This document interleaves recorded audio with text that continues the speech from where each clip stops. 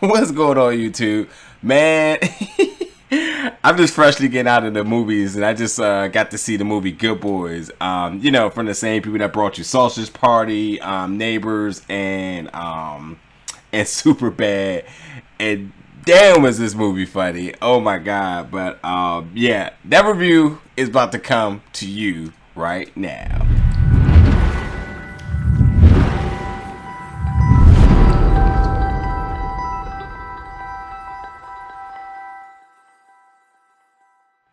So so Good Boys. Like I literally like I'm just gonna go off the record and say like I think this legit may be the funniest movie I've seen this year.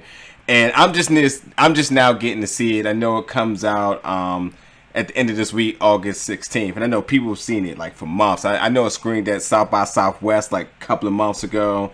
There was some earlier press screening. I even had some opportunities that kind of conflicted with other movies. And that's fine because I did finally get to see it, and it was every bit of the wait because it was so fun. I've seen the trailers for this, which I thought they heavily did promote this movie, but it is absolutely, it's absolutely the weekend movie that you want to go see. Like you want to go see this movie because in the theater, not a single person was quiet. Everyone was laughing because it was just that damn funny.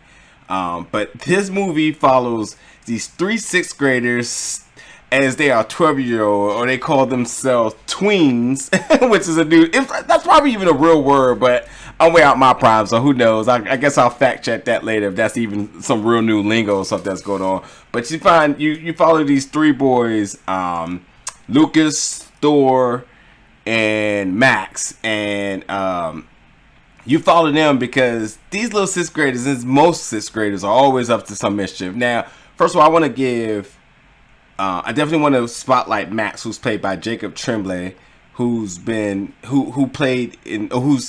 in the movie Room with Brie Larson.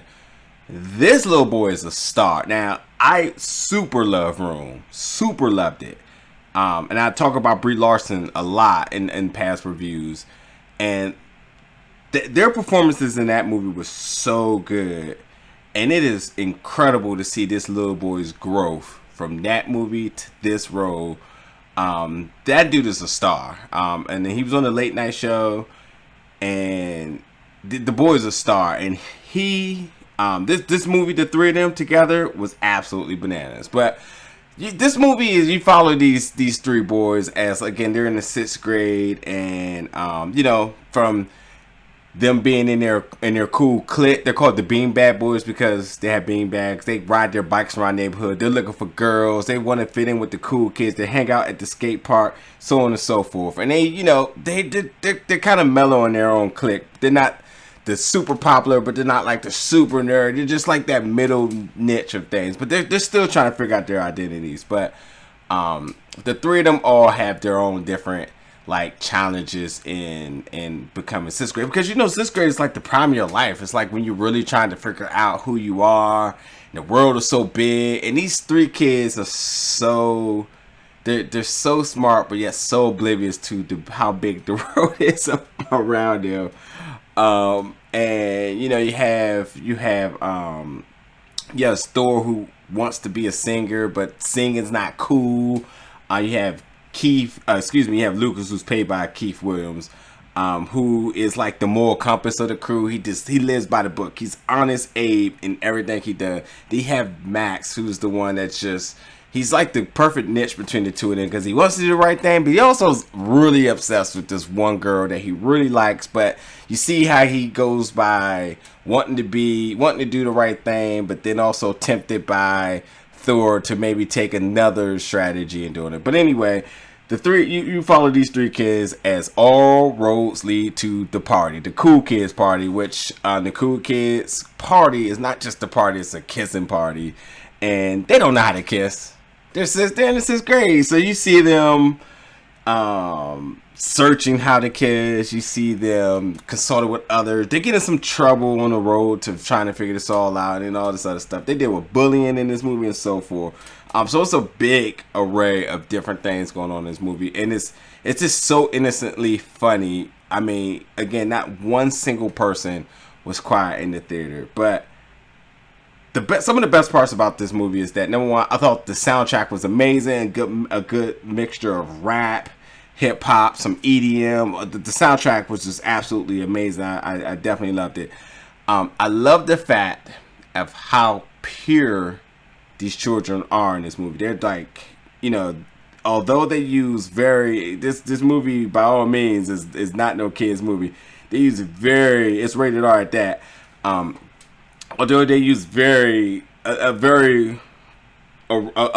big array of adult language, these kids are still very ignorant to some of the definitions of what some of these words mean, and just a bunch of that. So like the fact that these kids are really true to the kid nature is very fulfilling.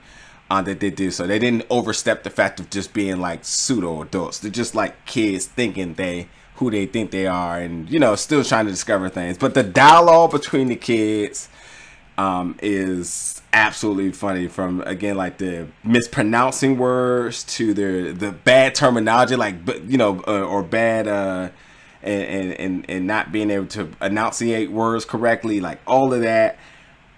It's really, really good. So I really love the dialogue that goes on in this movie. And the fact of the matter is, which I'm just going to jump to this and say this now, you want to see this movie again because people were laughing so much in the theaters. You definitely missed jokes, because jokes on top of jokes on top of jokes. So laughs is carry, and you could have just missed certain things.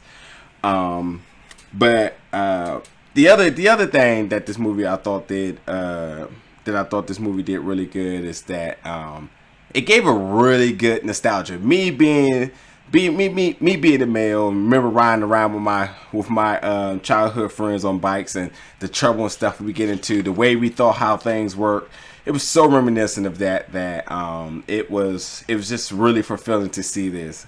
One thing I will say, and it could be to the theater point, but I'm not totally sure, that the sound was a little off. I don't want to say like sound mixing, but the sound was a little bit off, because it was at times where I felt like the sound levels were like fluctuating at points. So you had a certain pitch at one point, and then sometimes the dialogue was just really low, and then sometimes back to normal. So not sure if that was just actually the movie or was it the theater.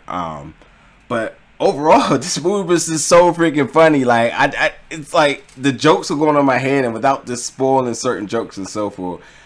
It just was a super entertaining movie.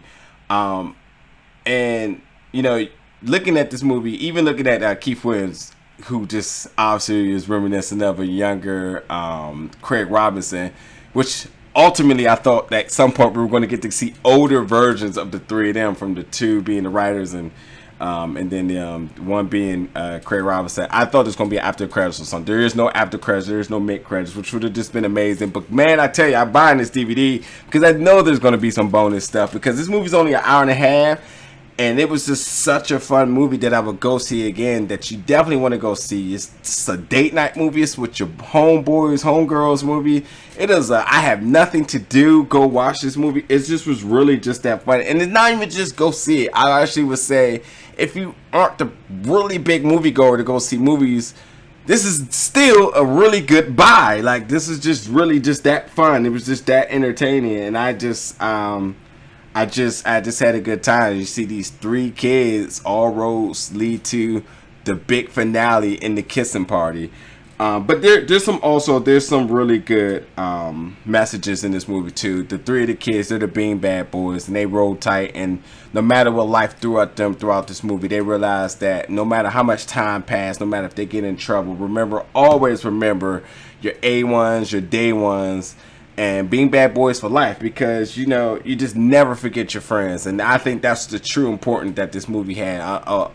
On top of all the laughter and the vulgarness and so forth and whatever it may be, just never forget your true friends, because that's truly what this is about, the nostalgia of that. And I think everybody will find a little bit of themselves from growing up in this movie, and they will enjoy it. But yeah, man, Good Boys, this was dope. I absolutely had a blast with it. But I hope you guys check it out, man, because I think I'm definitely going to go see it again this weekend when it releases on August 16th. But You check it out. You guys let me know what you think. Come back here with the comments. Make sure you're subscribed.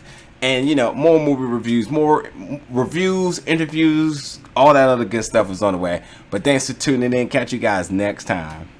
Oh, and might I add, there's some green screen scenes in this movie that is like super noticeable that they're green screens, but they even are able to, you're even able to overlook the fact that it doesn't look real, but it's still so funny.